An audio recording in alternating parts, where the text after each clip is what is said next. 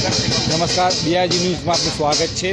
અહીં આજે વોર્ડ 7 નાગરોડા ખાતે જે મહાનગરપાલિકાની કચેરી આવેલી છે, ત્યાં તુલસીવાડીના જે રહીશો છે, જે પોતાની સમસ્યાને લઈને આજે અહીંયા આવ્યા છે અને થાળી વગાડીને તંત્રનું કાન ખોલવાનો પ્રયત્ન કરી રહ્યા છે। તેમની વર્ષોથી માંગ છે કે તેમનાથી ડ્રેનેજ અને પાણીની વ્યવસ્થા નથી, ડ્રેનેજો ઉભરાતી રહે છે, પૂરતા પ્રમાણમાં પાણી આવતું નથી અને જે પાણી આવે છે તે ગંદુ આવે છે, પીવા લાયક હોતું નથી।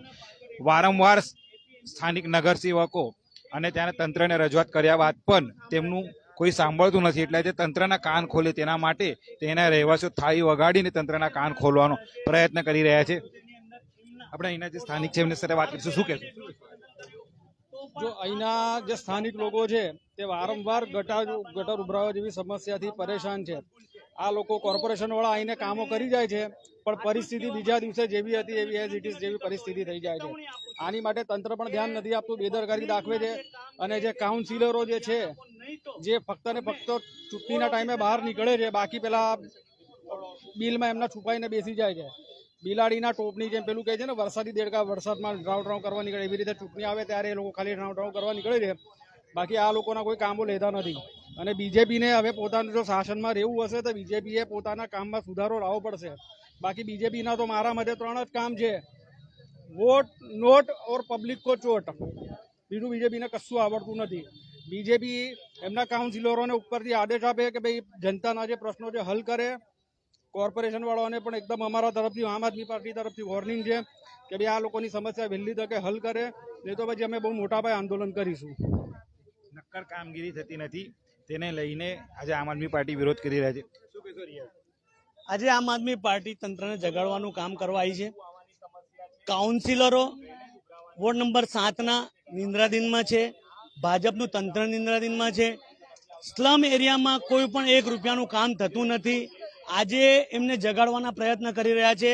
જો આ જાગીને વડોદરા શહેરના ગરીબ સ્લમ એરિયાનું કામ નહીં કરે તો આમ આદમી પાર્ટી વોર્ડ ઓફિસને તાળું મારતા ખચકાશે નહીં, વોર્ડ ઓફિસને તાળું બંધી કરીશું।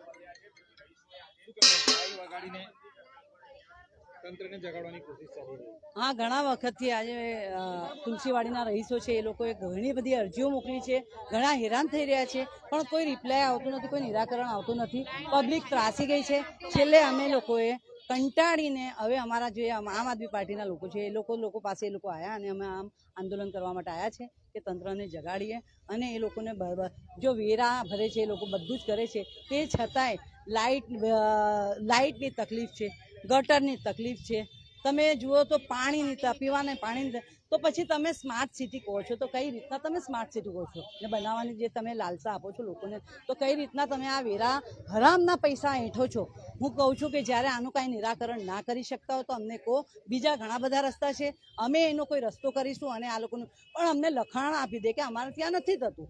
એટલે અમારી એક અરજી છે આ લોકોને, અને હમણાં અમે લોકો આ આંદોલન લઈને આવ્યા છે એના માટે કે ભાઈ તમે એની ઉપર તાત્કાલિક કોઈ પગલાં લો અને આ લોકોને જે હેરાન થઈ રહ્યા છે એને રાહત આપો। આ તમારું હા